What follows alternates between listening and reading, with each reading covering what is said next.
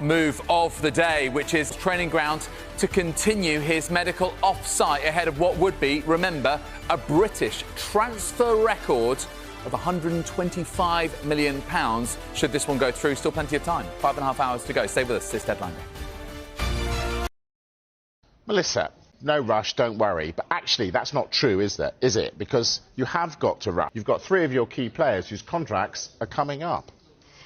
Well, I think there are 2 sides. It's correct where he says it's a completely normal situation because around 18 months to go on a contract is where you start thinking about opening up negotiations. So no real rush on that front because timing-wise it makes sense.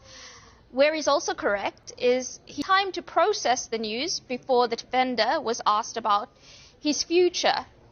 But where there is a departure, I think, from Klopp's position to reality is he says nothing's changed from before him breaking the news that a lot is different. The club is going to look totally new. It's not just about replacing the manager. It's a new sporting director, new coaching staff, a lot of new members of the backroom team. And it's what direction players have to be conscious of that. And, you know, historic tracks when players are reaching the other side of 30. But both of them are in prime form. He returned to his peak levels. He's been excellent. And I think he is going to be now. See, that's interesting. And I'm going to bring you in here because we had Steve one that all these other clubs are going to be chasing. So actually, losing him. I just think in general, as Melissa was saying, it's going to look at reasons. One of the reasons, he just wants to get on with it now. It could be a phenomenal season. Our reporters, fellow reporters, are going to be talking about it week after week. It's happened. It's such a huge decision. And these players, let's face it, are still processing this news. In terms of years, look forward to seeing him, how he fares with England in the Euros. In terms of going back to Van. Why do you think Fabian Hürzeler feels so confident? They hold all the cards, Brighton. Carlos Baleba has got 3 years left on his contract.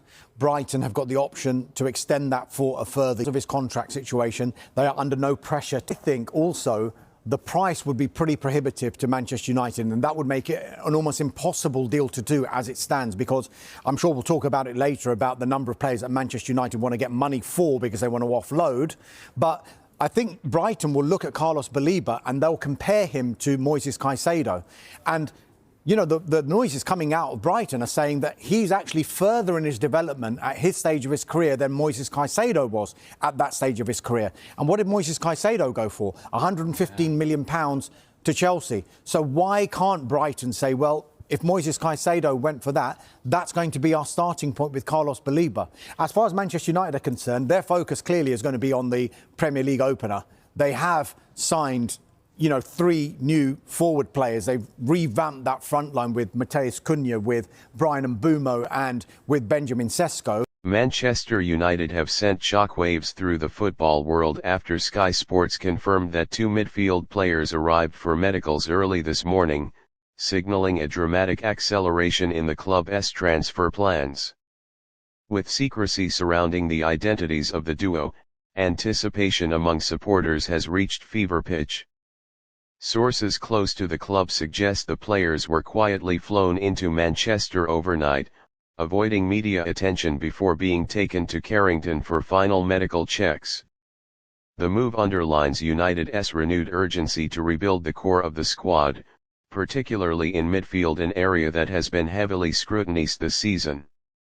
According to Sky Sports, negotiations for both players progressed rapidly over the last 48 hours, with United's hierarchy pushing hard to get the deals completed before rival clubs could intervene. The medicals are understood to be the final hurdle before official announcements, pending paperwork and contract formalities. The potential arrival of 2 midfielders at once is seen as a major statement of intent. One is believed to be a powerful, defensive-minded presence capable of shielding the back line, while the other reportedly offers creativity, ball progression, and energy qualities United have lacked consistently in big matches. Fans have already flooded social media with speculation, tracking private flights and sharing leaked images, while Old Trafford insiders hint that at least one unveiling could happen within the next 24 hours if all goes to plan. If completed, these deals could mark a turning point in Manchester United's season, injecting freshness, competition, and balance into the midfield. One thing is clear, United mean business, and this morning's medicals prove it.